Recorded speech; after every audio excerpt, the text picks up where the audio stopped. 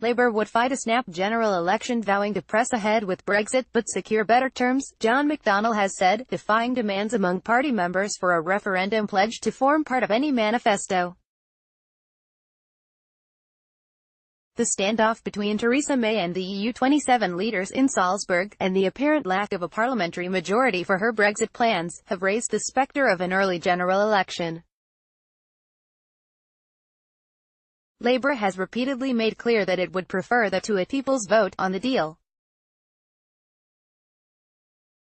Speaking as Labour prepares to gather in Liverpool for its annual conference, with Brexit high on the agenda, the Shadow Chancellor told The Guardian he would expect his party's stance to be similar to the one it took in 2017. "We would be in the same situation there, where we would be saying, we're accepting that original vote, this is the sort of deal that we want," McDonnell said. "I really think people want this sorted. That means negotiating a deal that will meet people's objectives. So you don't get hung up on the semantics, you do the deal that will protect their jobs, and address some of the concerns that they had during the referendum." He underlined his skepticism about the idea of a vote on the final deal, which will be discussed in Liverpool after more than 100 constituency Labour parties, and the Labour-supporting unions, called for it to be put on the agenda. "The debate around the next manifesto will go on, but I really worry about another referendum," he said. "I'm desperately trying to avoid any rise of xenophobia that happened last time around. I'm desperately trying to avoid giving any opportunity to UKIP or the far right. I think there's the real risk of that. We're not ruling out a people's vote, but there's a real risk, and I think people need to take that into account when we're arguing for one." Much of Labour's manifesto, if there was a snap poll, would probably be based on last year's document, the many, not the few, drafted by Corbyn's policy chief, Andrew Fisher. The final version would have to be approved by a committee of senior party figures at a so-called Clause V meeting, and would be expected to take party conference resolutions into account. Advocates of a people's vote would like to see Labour shift its position decisively towards advocating a poll on whatever deal is struck with Brussels. But McDonnell's words echoed those of Corbyn, who told BBC Scotland on Thursday, when he was asked whether Brexit should go ahead, "The referendum made that decision. Labour is keen not to be blown off course by Brexit, and hopes instead to use its conference to show that it is preparing for government, and translating last year's popular manifesto into concrete policies." McDonnell told The Guardian he would set up a public ownership unit inside the Treasury, allowing him to personally oversee one of Labour's most transformative economic policies, the nationalisation of public utilities. Labour has said it will bring water, rail and the Royal Mail back into public ownership and examine whether Private Finance Initiative (PFI) contracts can be brought back onto the Treasury's books.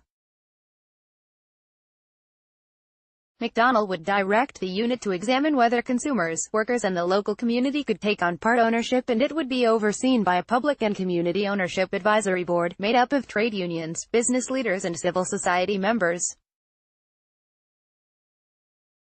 McDonnell said, "The reason for being transparent about how we're doing it is to reassure people, this is the mechanism we're going to use to do it. We'll bring the expertise in, we'll work up as much as we possibly can before we go into government, but these are the papers that we'll give the civil servants in the run-up to the election." McDonnell has been holding regular meetings with city figures in a bid to convince them Labour's economic policies should not be cause for alarm. He was cheered by a recent article by former Tory minister and Goldman Sachs economist Lord O'Neill saying the party had stepped into the vacuum left by the government and appears to be offering the radical change the people seek. And McDonnell is acutely conscious that Labour would be unlikely to be given much of a honeymoon by instinctively skeptical financial markets, so it would have to move rapidly to convince voters it could make their lives better. "I've been saying to Jeremy and the others, the first Queen's speech has got to be incredibly popular. It's got to change people's lives, quickly and effectively, so that means putting money back in people's pockets through the real living wage, rolling out the investment quickly. And the public ownership alongside that will assist us because it will mean that we're not wasting resources on profiteers. Corbyn's longtime political ally has adopted a markedly higher profile in recent months, in particular since the anti-Semitism row that preoccupied senior Labour figures for much of the summer.